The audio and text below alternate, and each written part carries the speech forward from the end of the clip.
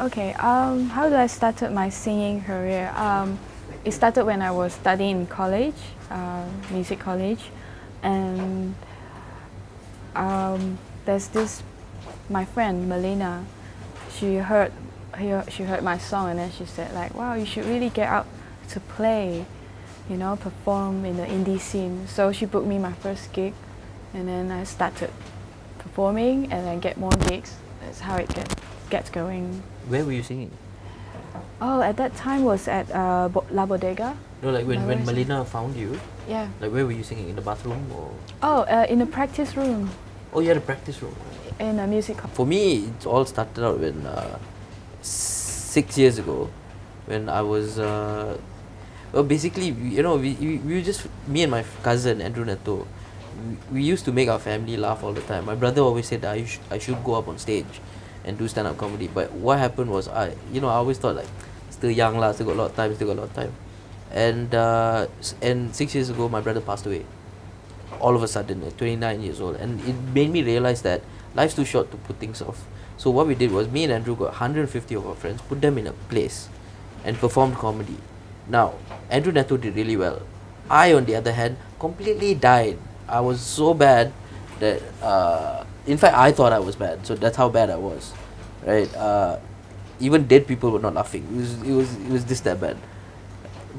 So I decided to go on a journey to find out how exactly to do stand-up comedy because I didn't know what I was doing, and eventually I found out there was a science. There was actually a way to construct a joke. There was actually a way to tell a joke. You know, you can't just tell any joke. Even the funniest joke told by the wrong person will still not be funny. But even the least funny joke, you can talk about dead dog on Christmas Day. If you know how to do it, it can be funny. I think ever since I was born. Actually, to be fair, the first few years of my life, I thought my name was Shut Up, Sit Down. So that's why. So all the time I'm talking. I'm a very talkative person, as you can see. I'm not even giving her a chance to talk. No need. You don't need to be here. Go back. uh, but the thing is, you know, I do this a lot. I do this, you know, just being funny naturally, and eventually, you know, people said that I should go on stage and do it. Maybe, and I did. Yeah. Good. Same thing. Basically, I think. Well, because I grew up in a very artistic family. Both my parents are graphic designer, so they are basically into creative kind of work. But my dad always thought that I would go and become a painter or something, but I didn't want to. I mean, maybe I see how their life is, so I just say, oh, maybe I could do some music. I love music. Since I was small, I begged my parents to let me to learn music when I was small. So that's how I started.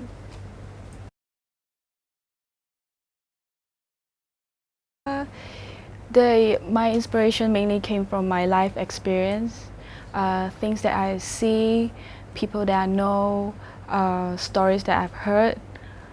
Yeah, that would be my inspirations. Yeah. My inspiration comes from the people she met, the people she lived with, the people. Yeah, it's her life very interesting. So I write comedy about her life. No lah, it's the same thing. I write about, you know, my family, my life, and the things that I see as well, everywhere around us. I think the biggest obstacle that I encountered was myself. The thing was, I didn't know what I was doing. I went through bad shows and stuff like that, and my confidence gets worse and worse and worse. The only thing is that you have to keep on doing it, and eventually I found my rhythm. I found the fact that the only person I can be on stage is me. And when that happened, when I realized that the only character I can play is me, and then I started being myself on stage, and I realized that it was an exponential growth from there. And it's easy to be funny when you're yourself. You don't have to think about being someone else. You know, just imagine me talking in a Chinese accent trying to be funny to you. It's just wrong.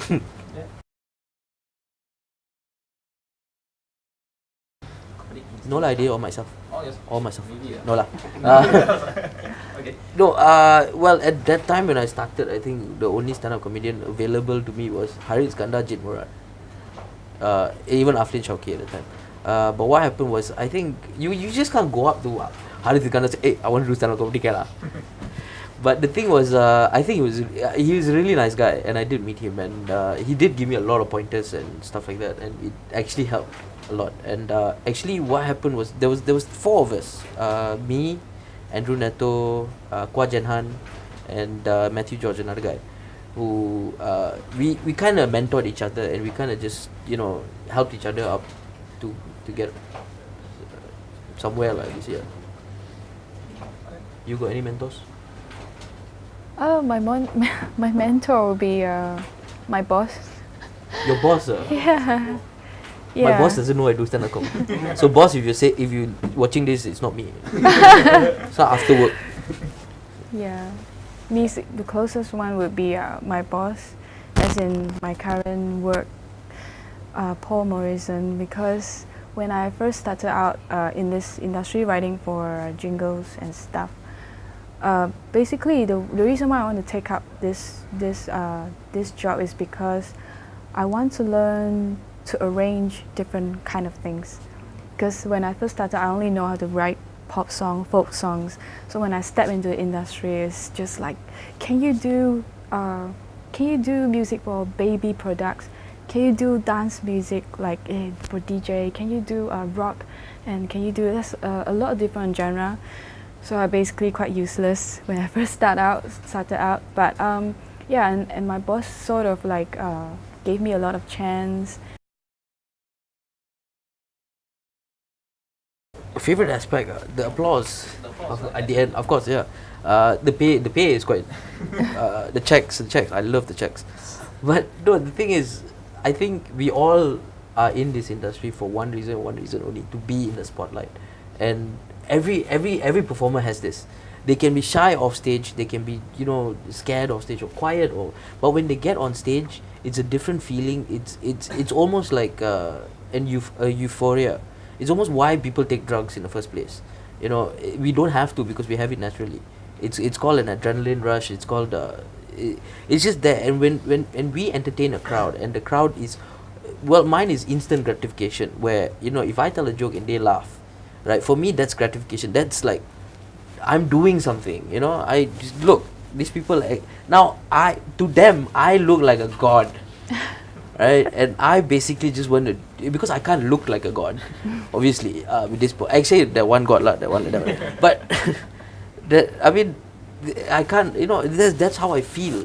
I feel so. It's just the ego brush into your body, and you just feel like, damn, I can do anything. For me, it's a sense of joy. I started writing songs in my bedroom secretly, like I don't want to let anyone hear. And it gets to perform in front of people, and just feel like, and then people would love it, and people would clap about it, and they would say, wow, nice stuff and stuff. It's a kind of achievement, sense of a joy for me. I mean, the thing is, okay, all the lawyers, engineers, and people out there, right?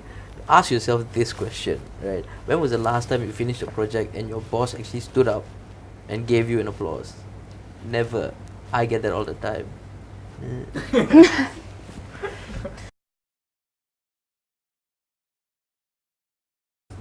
Is it hard to make people laugh? Actually, that's the brilliant question. There's this saying that another comedian has, Jonathan Atherton from Singapore, a good friend of mine. He said that it's easier to make someone cry than it is to make someone laugh. And if you can make someone laugh, you can make them do anything you want. So, I made you laugh, right? Now, go make me a sandwich.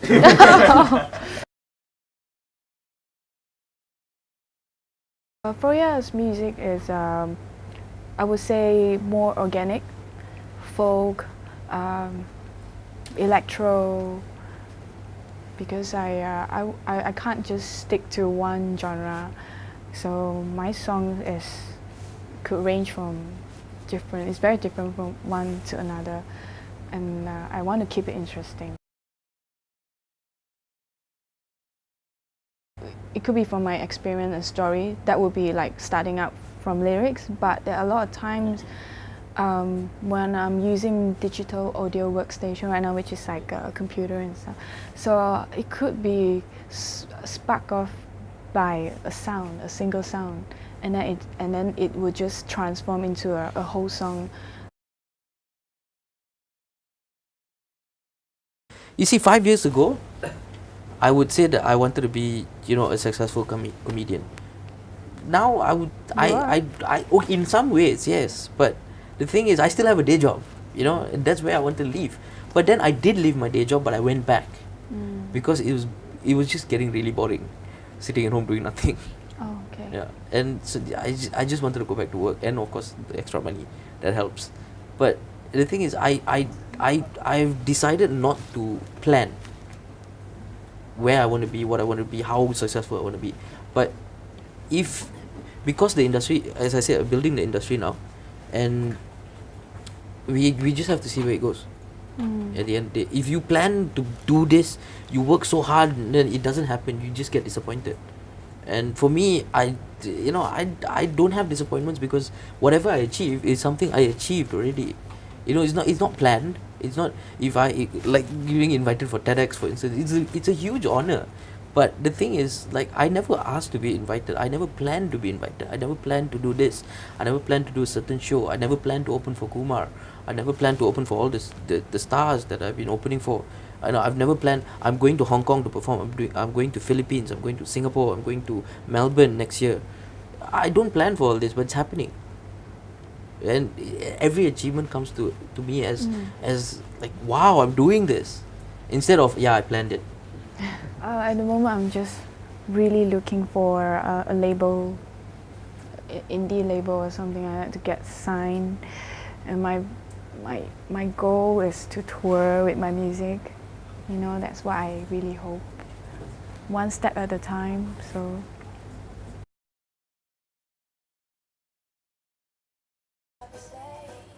Do what makes you happy.